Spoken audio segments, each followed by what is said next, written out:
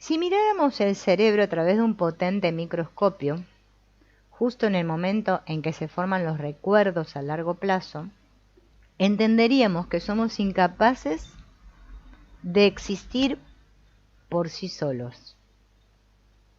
Sentados en la primera fila vemos cómo el organismo no asigna un nuevo recuerdo a la primera neurona que pasa por ahí, sino que sigue ciertos patrones y reglas específicas. La proteína CREB, así C-R-E-B larga, es la reina de la memoria a largo plazo porque tiene la capacidad de regular la expresión de los genes encargados de la formación de los recuerdos, controlando qué recuerdos afectan a qué neuronas. Bien, podríamos resumir lo que sabemos hasta el momento acerca de la agrupación de recuerdos en 3 reglas. La primera dice que una neurona con niveles altos de proteína CREB tiene más posibilidad de almacenar un recuerdo que otra neurona con niveles bajos de CREB. De hecho, un equipo de científicos de la Universidad de Toronto ha elegido a su antojo el grupo concreto de neuronas que almacena un nuevo recuerdo modificando genéticamente estas proteínas. La segunda regla nos enseña que no existen recuerdos aislados, sino cadenas de recuerdos. Cada recuerdo se almacena conectado a una serie de recuerdos formando largas cadenas. Esto hace que queden entrelazados los unos con los otros y cuando evocamos uno de ellos, automáticamente entra toda la cadena en el campo mental consciente. ¿Y con qué criterio se conectan? Siguen un criterio temporal que depende de cuándo se almacenan. 2 recuerdos comparten el mismo grupo de neuronas cuando se forman en un intervalo de tiempo próximo. En la práctica, 2 recuerdos generados el mismo día tienen más probabilidad de compartir grupos de neuronas que 2 recuerdos almacenados en semanas diferentes. La regla 3 nos indica que es posible romper la conexión entre 2 o más recuerdos sin que los recuerdos individuales se vean afectados. Como la mayoría de las personas no tenemos un laboratorio de optogenética en casa, ¿cómo podemos hacer si queremos romper la conexión entre 2 o más recuerdos? Aplicando, como veremos, la premisa de usar o tirar. Usar o tirar. Bien. El objetivo del cerebro es ofrecernos un presente apetecible, esto ya lo dijimos. Pero al mismo tiempo nos descoloca saber que todos los recuerdos que nos definen como individuos cambian con el tiempo. Tenemos una base, varios experimentos y una teoría. Los mecanismos neuronales que velan por un buen presente son capaces de eliminar el punto ciego generado por el nervio óptico en la retina, de sustituir la realidad por una imagen mental, de alterar un recuerdo, de modificar el orden de un título para ofrecernos una hora con sentido, de imponer falsas sensaciones de felicidad e incluso olvidar ciertas experiencias. El primer paso es asimilar que el cerebro ha estado haciendo esto durante toda nuestra vida. Puede que no estemos muy convencidos de los fallos de la memoria o de las constantes ilusiones creadas por el cerebro. Sin embargo, es completamente normal. Cuando destapamos el pastel, el cerebro interpreta este descubrimiento como una amenaza y activa una serie de mecanismos que velan por la percepción de la realidad actual. Estos mecanismos neuronales defienden a capa y espada la realidad que vemos e inician una reacción en cadena de medidas que velan por un buen presente, volviéndonos reticentes y escépticos. podemos ver en acción estos mecanismos fácilmente. Leamos una historia cualquiera y expliquémosela a otra persona. Enseguida nos daremos cuenta de que hay una tendencia involuntaria que la modifica y patea el trasero de la objetividad. Acortamos la historia y la hacemos más coherente con nuestra forma de ver el mundo. No es una cuestión de olvidar los detalles o salpimentar la historia. Es manipulación neuronal. Y lo más sorprendente es que todo ocurre de manera inconsciente, con una falsa ilusión de objetividad creada por nuestro cerebro. Paradójicamente, a pesar de que nuestro cerebro trata por todos los medios de ofrecernos un buen presente, ¿por qué se cuentan con los dedos de una mano las personas que disfrutan de una realidad apetecible durante mucho tiempo? En algún momento todos hemos pensado que la vida es una lista interminable de problemas por resolver. Y cuando consigues solucionar uno de ellos, surge otro, y luego otro y otro. ¿Dónde está nuestro cerebro cuando lo necesitamos? No sé, se fue. Sentirse atrapado en un mar interminable de problemas no es muy apetecible que digamos. En ocasiones terminamos echándonos la culpa por no saber vivirlo. Le echamos la culpa a los demás de los que sentimos. O si no, echamos la culpa a la vida. Mi vida es una miércoles. Este mundo. Nos sentimos víctimas de la vida y lo hacemos porque no somos conscientes de que estamos viendo el mundo a través de imágenes mentales. Pese a todo, la buena noticia es que todos parece ser que estamos empezando a tomar conciencia de esto. Si seguimos haciendo una y otra vez lo mismo, como dijo Einstein, ¿no?, difícilmente obtendremos resultados diferentes. Esta novedad no suele ser bien recibida y el planeta está inmerso en una monotonía que nos hace vivir neuronalmente ausentes, haciendo de la vida una sucesión de imágenes mentales y recuerdos donde el 99% de lo que sentimos y experimentamos proviene de la memoria. Vieron que estamos como en un medio, como una obsesión, todos que queremos borrar las memorias. Limpiar, hay que limpiar y borrar. Borremos. Como si todos quisiéramos tener una goma grande y hacer así que, no sé, se nos borre todo. Bien. Pero después de repente decimos, no, pero estos recuerdos que no se me vayan, estos los quiero conservar. Esto sí, pero el otro no. Sí. Estamos re locos todos. Bueno, pero todo por esto. Prestemos atención. Entonces, vivimos la vida, una vida de cortar y pegar. Vieron que en la computadora, acá en el teclado tenemos, yo uso mucho control V para pegar, control V corta, control V larga es para cortar. Sí, me enseñó mi hijo más chico porque yo no entendía nada. Cuando me empezó, dije, ay, mirá vos lo que hace la computadora. Claro, pero es que nosotros también lo hacemos.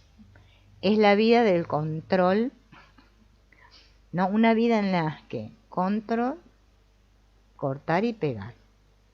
Una vida en la que la máxima aspiración es que el día de mañana sea similar a lo que hemos vivido hoy. Bueno, a esto le llamamos estar tranquilos. Sí, tranquilos. Ahora, ¿qué pasa? Ante una situación nueva, el organismo abre el grifo de los sentidos y genera la percepción de la realidad basándose en el presente, porque no existe un recuerdo válido para vivir esta situación. A cada nueva experiencia, el organismo puede ofrecerle un contrato fijo o temporal. Solo unos pocos elegidos firmarán un contrato fijo y llegarán a la memoria a largo plazo, mientras que la mayoría de experiencias candidatas a recuerdos tendrán que conformarse con un contrato temporal e irán a pasar a la memoria a corto plazo. O en el peor de los casos, serán relegadas al olvido. La memoria acostumbrada a renovar la plantilla constantemente y todo aquello que no se usa, se olvida. Una sala de cine es un espacio controlado y optimizado para la vista, el oído y el olfato, porque hay palomitas de maíz, ¿vieron? Ya hemos visto que el cerebro recibe el 5% solamente de toda la información que existe a nuestro alrededor, y con esos datos genera la percepción de la realidad tal cual la conocemos. Las personas sabemos mucho sobre la parte consciente de la realidad.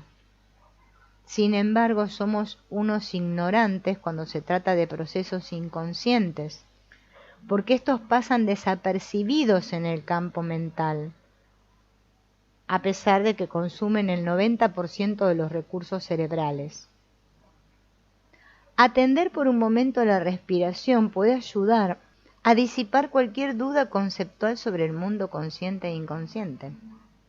Las personas podemos decidir cuánta cantidad de aire tomamos y a qué velocidad movemos la masa de aire, pero no podemos decidir cuánto oxígeno se transfiere desde los alvéolos hasta los glóbulos rojos, ni cuánto oxígeno intercambian los glóbulos con cada célula, porque es involuntario.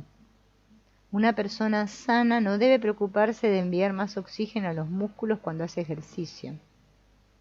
La respiración se acelera por sí sola. El pulso cardíaco hace lo propio y todo se dispone para ofrecer la cantidad idónea de oxígeno. En los procesos involuntarios, como generar saliva, hacer pichí, estornudar, bostezar, simplemente dejamos hacer.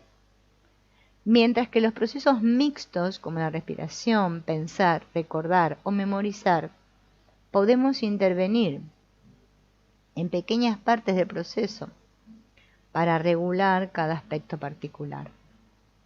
La atención es la herramienta que nos permite regular aquello que pensamos o recordamos. Mientras estamos sentados en la butaca del cine viendo la película, la atención debe enfocar a la pantalla y a los diálogos si queremos enterarnos de qué se trata la película.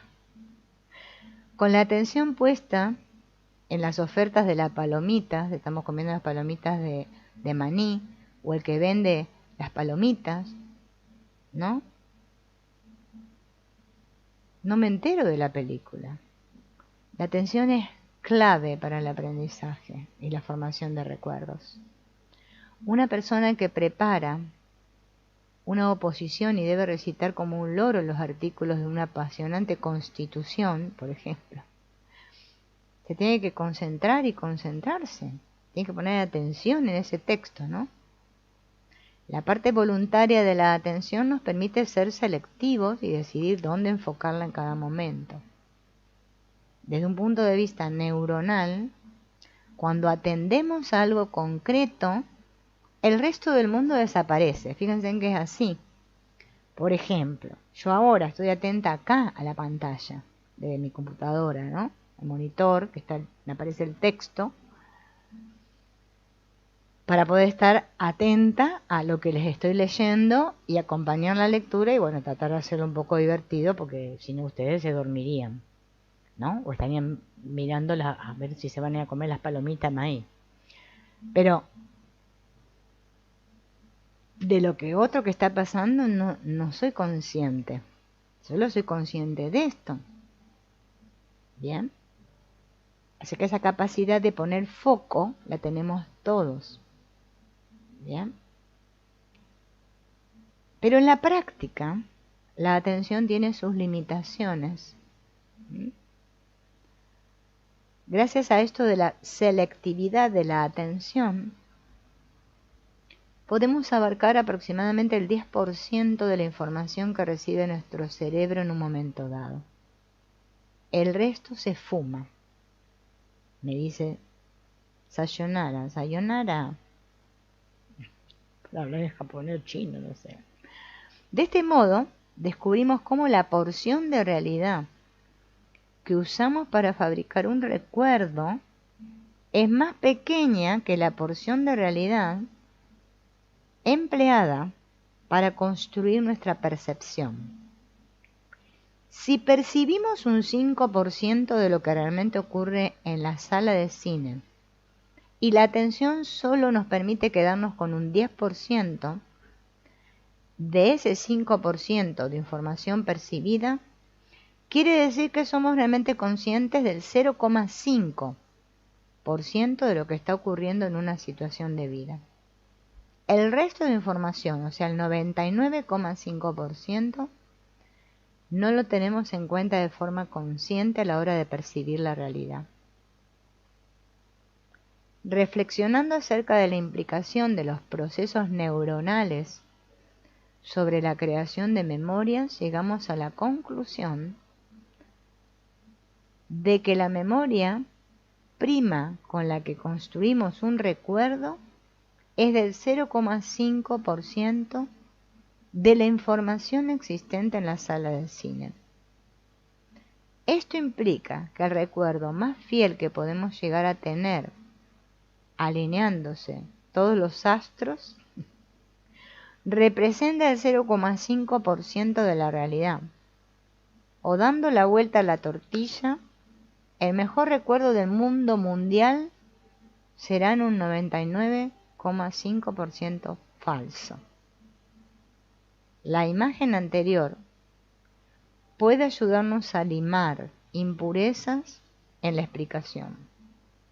Supongamos que una hoja de papel representa toda la información conocida que existe en la sala de cine. Y de esa hoja nos quedamos con el 5% de información que somos capaces de captar a través de los sentidos. En este 5% de información captada por los sentidos, podemos encontrar la imagen del proyector, las voces, el sonido, las ganas de ir al baño y de comer palomitas. De este 5%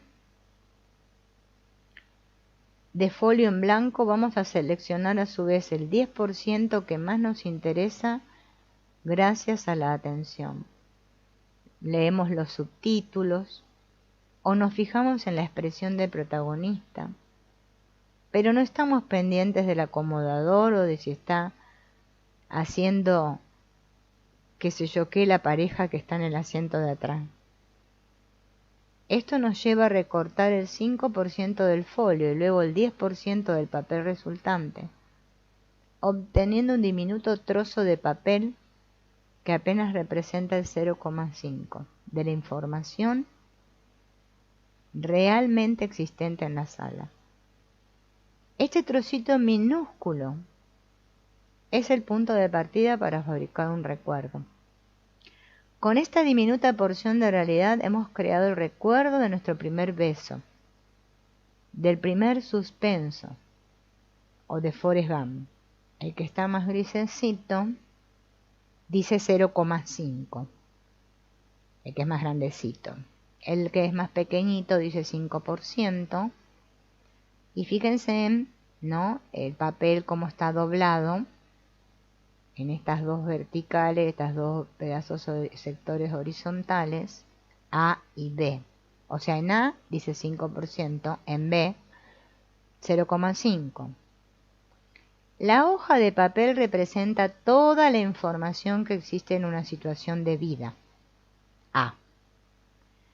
En el mejor de los casos, los sentidos son capaces de captar el 5% de esa información para hacernos una idea aproximada de que representa un 5%. Vamos a plegar la hoja por la mitad una vez 50%, dos veces 25%, tres veces 12,5% y cuatro veces 6,25%. B, el del trozo B. Como la atención es selectiva, debemos calcular el 10% de trocito de papel resultante, así que plegaremos ese trocito por la mitad 3 veces más y el minúsculo papel resultante representa la máxima información que podemos llegar a percibir en una situación de vida, o sea, un 0,5% de la realidad. ¿Lo ven? Se los pongo de vuelta porque yo estaba leyendo y tuve que levantar la imagen para arriba. Nos encontramos en el preciso momento en el que el 0,5% de información de la sala llega al hipocampo para convertirse en recuerdo. El hipocampo es la estructura cerebral que hace de señorita de recursos humanos, encargada de entrevistar y seleccionar las experiencias que irán a parar a la memoria a largo plazo con un contrato fijo. Bien, a pesar de lo que muchos podamos pensar, la novedad o el impacto no es una característica de las situaciones de vida, sino más bien de cada persona. La prueba está en que podemos llegar a convertir una situación de vida monótona y aburrida en novedosa, simplemente manteniendo una actitud abierta, honesta y humilde. El cerebro de una persona que cree saberlo todo echa mano de imágenes mentales con más facilidad y no alcanza a ver la realidad que hay detrás de esas imágenes. Serán densas y opacas. Conforme nos abrimos a aprender y a experimentar, las imágenes mentales se vuelven transparentes y cada situación de vida se convierte en una firme candidata a la novedad. Estamos expectantes y dejamos de tener expectativas.